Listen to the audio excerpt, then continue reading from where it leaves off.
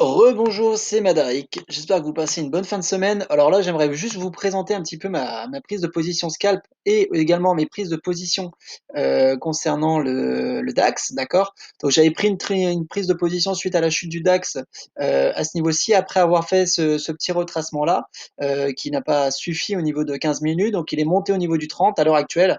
Et là, on peut voir que le prix, vous voyez que la Kijun-sen au niveau du H1 se rapproche dangereusement de la Kijun 30 minutes. Donc il se peut qu'on s'attende à bientôt à avoir un beau retracement. Pourquoi pas en vente? Sachant que les Chikuspan se trouvent. Alors, la Chikuspan H1 est encore dans le nuage. La Chikuspan 30 minutes est bien sortie. La Chikuspan 15 minutes est toujours sous le nuage. Et en 5 minutes, voilà, c'est en plein range à l'heure actuelle. Ça se trouve toujours sous la Kijun, en plein milieu du nuage. Donc ça reste dans une zone d'indécision. On devrait être normalement incessamment sous peu. On devrait savoir ce qui va se passer. Alors en revanche, ce qu'on peut constater, c'est que il y a eu, comment dirais-je, euh, j'aimerais vous présenter un petit peu ce que j'ai pu faire en scalp d'ici là. Voilà, alors ce que j'ai fait, c'est que dans un premier temps, j'ai tracé différentes structures. D'ailleurs, je vous invite à aller faire un petit tour sur la page YouTube de WeTrade, où j'ai présenté d'ailleurs toute une vidéo tutoriel pour les personnes qui débutent euh, sur les structures chartistes, sur les bases des bougies japonaises. Donc ça pourrait être l'opportunité pour certains, eh bien, je dirais, de pouvoir faire un petit peu de révision et ça fait pas de mal. Donc, alors, qu'est-ce qui s'est passé? Donc ici, j'avais tracé une structure, d'accord, donc c'est un biseau ascendant et avec pour objectif de casser cette structure-là. Donc, petit à petit, eh bien, on va redescendre en 5 minutes, on pouvait voir que il y avait des prises de position intéressantes.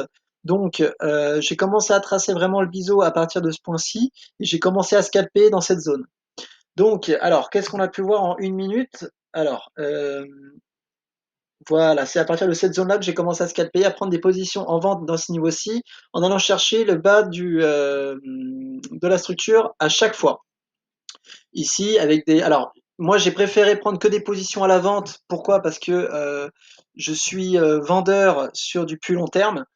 Donc, à chaque fois qu'arrivé à des points hauts avec une pattern de retournement, je venais à prendre une position à la vente. J'ai pris une position vente ici, hop, je suis sorti au niveau de la trendline et j'ai attendu que le prix revienne à ce niveau-ci pour, d'ailleurs, j'avais tracé une trendline. La trendline, je l'ai tracée à partir de ce moment-là.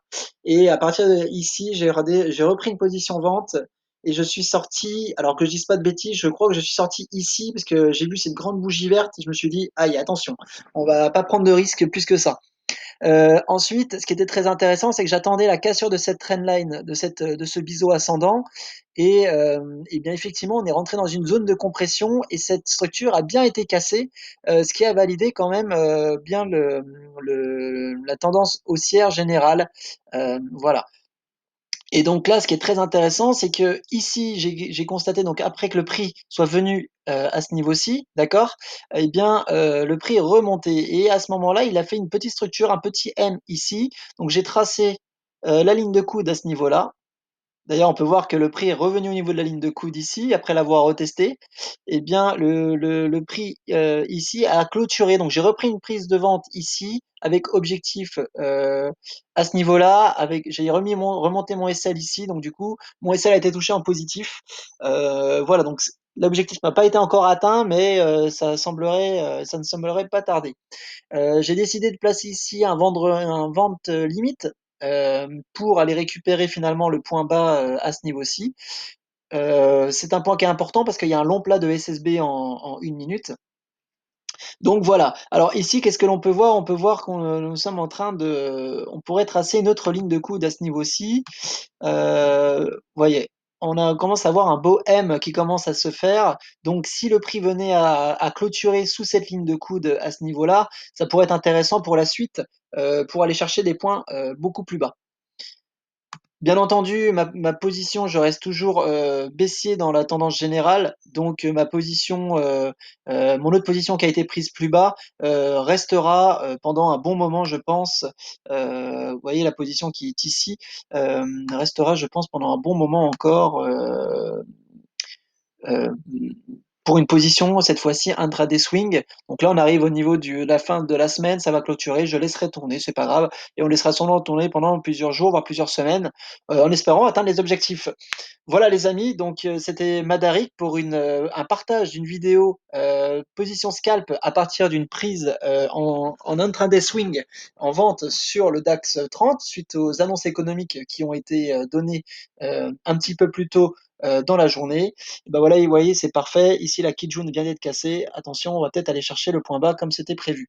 Voilà, donc je vous souhaite à tous un excellent week-end. Je vous dis à la semaine prochaine pour de nouvelles analyses. Je ferai de plus en plus, je pense, des vidéos où, en direct, c'est toujours agréable de pouvoir, partager ces types de vidéos-là pour expliquer, c'est toujours, pas évident de pouvoir comprendre correctement sans avoir une bonne explication derrière. Voilà les amis, je vous souhaite à tous un excellent week-end, c'était Madarik. À la prochaine.